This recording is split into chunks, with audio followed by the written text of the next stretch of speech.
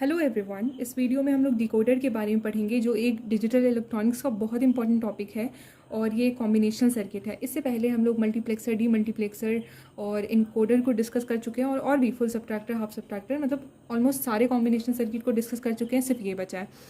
तो ये जो डिकोडर होता है ना, डिकोडर का एक कॉम्बिनेशन सर्किट है जो कि मल्टीपल इनपुट लेता है और मल्टीपल आउटपुट देता है। और इन शॉर्ट बोले ना तो डिकोडर पता है क्या करता है। इनकोडर के बारे में जैसे हम लोग पढ़े थे कि वो कोई सा भी कोड लेता है और उसको बाइनरी में कन्वर्ट करता है, और ये जस्ट रिवर्स है, ये अपोजिट काम करता है इनकोडर के। ये क्या करता है, बाइनरी इनपुट लेता है और अलग अलग डिफरेंट आउटपुट्स देता है। तो ये क्लियर हो गया। अब इनपुट होता क्या है, तो इनपुट n बिट्स का बाइनरी कोड होता है और आउटपुट जो होता है मैक्सिमम 2n यूनिक आउटपुट होता है। मैक्सिमम कहने का मतलब कि एक हो भी सकता है, दो हो सकता है, बट मैक्सिमम इतना होगा, इससे ज़्यादा नहीं होगा। ठीक है। तो जैसे कि हम लोग मल्टीप्लेक्सर या डी मल्टीप्लेक्सर के बारे में पढ़ते हैं, तो वहाँ पे क्या होता था कि सिंगल इनपुट या फिर मल्टीपल इनपुट होता था, या सिंगल आउटपुट या मल्टीपल आउटपुट होता था। ये जो इनकोडर और डिकोडर को जब हम डिस्कस करते हैं तो एक चीज़ दिमाग में रखनी है कि यहाँ पर मल्टीपल इनपुट होता है और मल्टीपल आउटपुट होता है। ठीक है, तो ये क्लियर हो गया।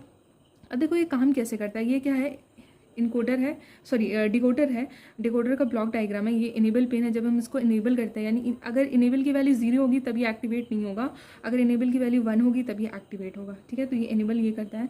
तो एक डिकोडर एक्टिवेट तब होता है, एक्टिवेट होता है जब एक आउटपुट लाइन जो है वो प्रोड्यूस करता है। कहने का मतलब कि ये जो इनपुट लाइंस है ना, ये ए बी सी, इनके कॉम्बिनेशन से ये डिसाइड होता है कि आउटपुट क्या होगा। सिंपल अगर हम लोग ये समझे तो ठीक है। और बाकी उसके अलावा जो है वो सारा वैल्यू 0 हो जाए। कहने का मतलब कि ए की वैल्यू अगर हम 0 सेट करते हैं, बी की वैल्यू 0 सेट करते हैं और सी की वैल्यू 0 सेट करते हैं, तो मेरा जो आउटपुट है ना वो y0 आएगा और बाकी सभी की वैल्यू जो है वो 0 हो जाएगी। आगे हम लोग ट्रुथ टेबल में और अच्छे से समझेंगे। तो इतना क्लियर है। और ये पता है किस तरह से काम करता है, बाइनरी टू डेसिमल कन्वर्टर।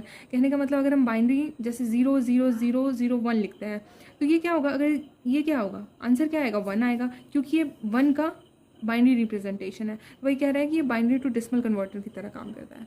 यहाँ तक क्लियर हो गया। तो आगे देखते हैं कि टाइप्स ऑफ डिकोडर क्या होता है, कितने कौन कौन सा होता है।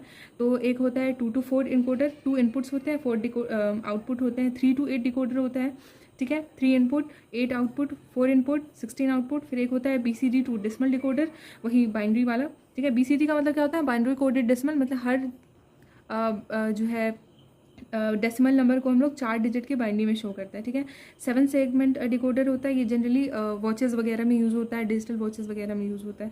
तो ये था टाइप्स। ठीक है, इसको डिटेल में हम लोग 3 to 8 और 2 to 4 का हम लोग इम्प्लीमेंटेशन, ट्रुथ टेबल और ये सब देखेंगे। ठीक है, एक और चीज़ कॉम्पिटिशन में पूछ लेता है या फिर कभी कभी MCQs में पूछता है